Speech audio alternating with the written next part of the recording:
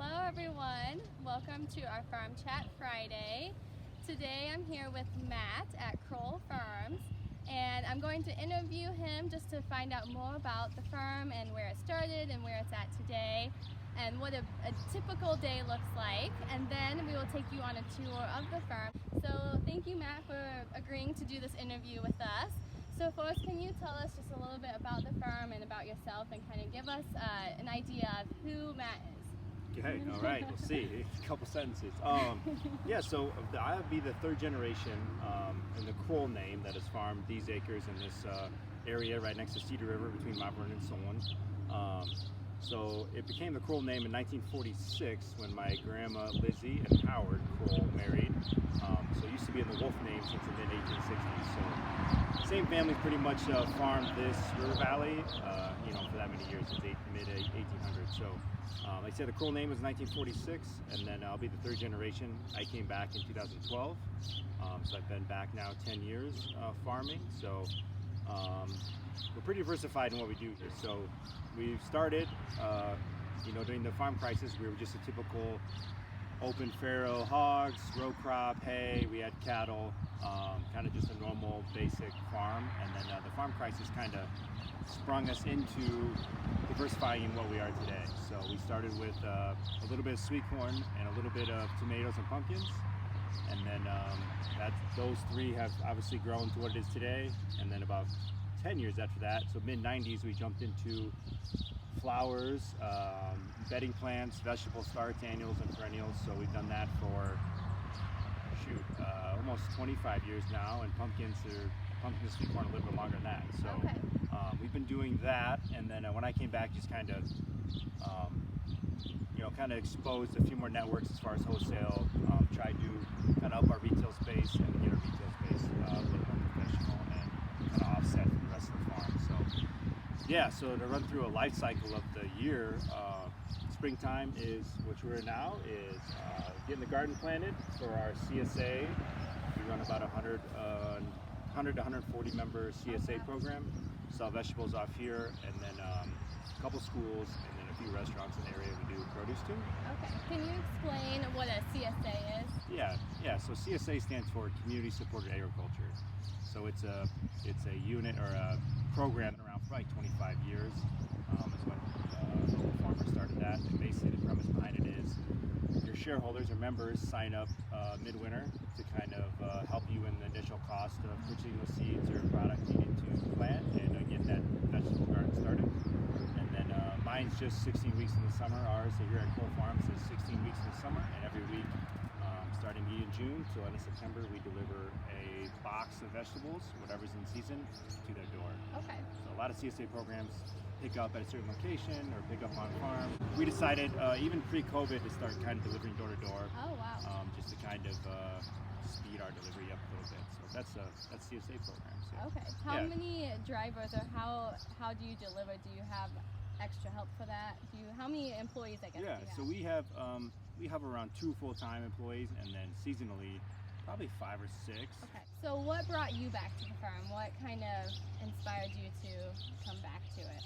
I think any farm kid wants to come back, and a lot of times that's not available, or the old generation is tough to make room for the younger generation. But I think what we had here and what my parents had created with the greenhouses, the produce, the CSA, I guess I started CSA 8 years ago, the pumpkins, firewood business, which we haven't even talked about, and then opportunity to expand the row crop, in certain areas, allowed me and my family to kind of come back and do it. But I think they were open for that, and I wanted to come back and see where we could take this place and just make it a thriving business in this community. But as far as my education, I went to Iowa, which isn't an ag school, so I didn't get much of my Iowa State Cyclone clientele that's in the farming community. I get a lot of crap for that. Becca and I are both Iowa Yeah, I know. Staters. So yeah, you guys are ahead of me when it comes to the education part of everything they do there. So yeah. So what was your major at Iowa? My major was actually called Health Promotion and Exercise Science. Okay. And then I did a semester of grad school. I had the opportunity to play football down there. So I was able to graduate in 4 and then start a semester of grad school in community behavioral health. So My dad, I grew up, in Iowa City, so my dad's a huge Hawkeye fan, so he'll appreciate this interview. Yeah. I've got some Hawks on you. Yeah. No, so you mentioned the greenhouse. Do you start everything by seed, or do you start with plugs, or what does that look Both. like? So a lot of our annuals that you see in the 4.5-inch pots when you guys walk around, we get those in plugs. Ball Horticulture is kind of our mother company that we get a lot of our stuff from. All the vegetables and a lot of the 4-pack flowers will be started from seed by us. So all our vegetables will start from seed. Usually we'll fire it up depending on weather, end of February, that first week of March, just so we're not burning too much LP. All these LP greenhouses are fueled by LP. So end of March or beginning of March is normally when we fire the main grower unit up that you guys can walk through and see the germination table and things, kind of where we start and where we start seeding and stuff like that. Okay. So, yeah. Awesome. And how do you irrigate in the fields?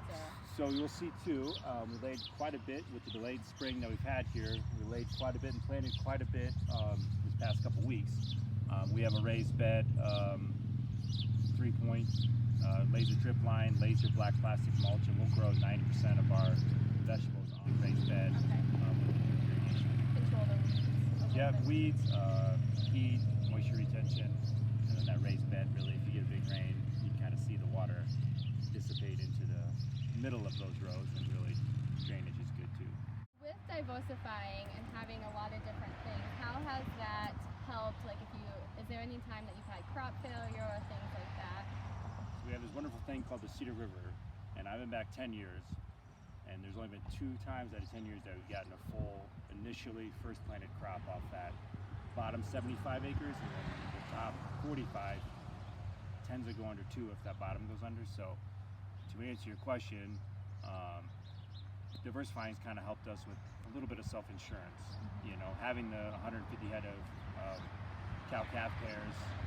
If my corn and beans go under there, I can plant sorghum, Sudan grass, some, and chop that later on. Or I have more opportunities, or I have more flexibility, or a crop failure, or we have insurance, but you know, it's not the same as if I get a full crop off that. So it allows us to spend time and energy on other places. So bundle more firewood, or sell more firewood, or put a little more time and energy into other things too, allows us that flexibility during a course of the season.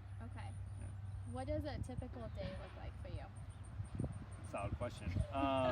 Different every day. Yeah, different every day, but you know, just make sure we're communicating as best we can. My brother's full-time here, 8 years older.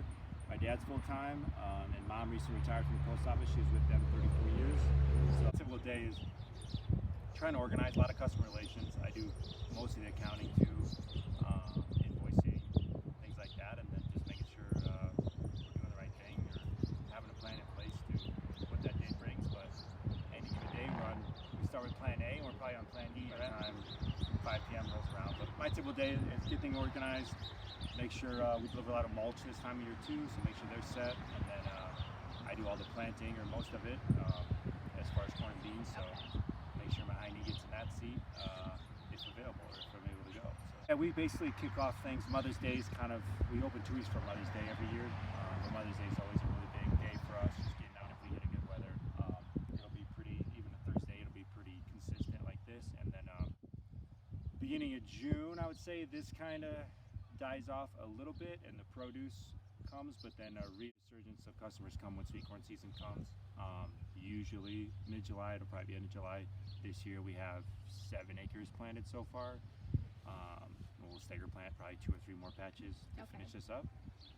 But then sweet corn kind of almost gets us all the way to mid-September, and then pumpkins, and then I bet it's pretty busy yeah, here this place will during be the fall. full in the fall, September, October. So Okay. yeah.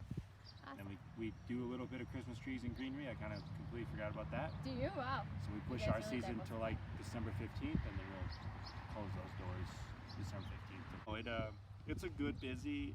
It keeps us, you know, we don't get bored on any given day by any means, and you know, like I said, it just provides us, being a smaller acre base, we'll probably plant 700 acres of corn and soybeans this year, which, as you guys know, is almost labeled as small these days when it comes to row crops. So we had to diversify and kind of take advantage of what we have in this river valley with the pastures and timber for the firewood, and the pastures for the cattle. We've got 3 main pastures that will rotate, though that cattle herd through.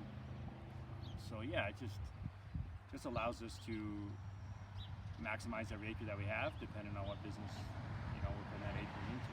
So the cow calves, do you sell them once you wean them, or do you feed We them wean them, out? we'll feed them. We'll wean mid-September before we get too busy here to make sure all the crying for that 3 days is done. And then we'll feed, depending on silage quantity, we'll usually sell either mid-January or early February. Okay. So they're about 700 weights, 750 weights for some of the steers. So we finish out just a couple for ourselves. We haven't jumped into the retail beef sales. That's about the only thing we don't direct to a consumer is the beef. So with fall cleanup and getting ready for winter, what does that look like with the vegetables and flowers? So in a perfect world, we get all of that black plastic pulled up, and then we'll get composted pre-winter. So we have compost right now, kind of baking from the cattle lots. Manure, Old vegetable pots. We do a custom pot program where people bring their last year flower pots and we'll pot them for them. So we get a lot of excess dirt just from that, but we got old pit silos that we'll compost in, and whatever goes down there, and we'll flip that a couple times. We try and flip it a couple times to get that fermenting as much as we can over the winter, and up till fall, and then we'll spread that in the gardens, and all these greenhouses cleaned up. We really don't grow anything in there, like I said, until early March, but just kind of tidy all those up and make sure they fit. I know we have tons of signage and things out here for fall, so get that all picked up end of October, November, and get that put away. Here we are. all the Another Facebook year. and Instagram. Yeah, the shots. Yeah. Becca, do you have any other questions? I think you hit it all. I think you're good. Yeah. All right. Awesome. Thank you Yeah. so much.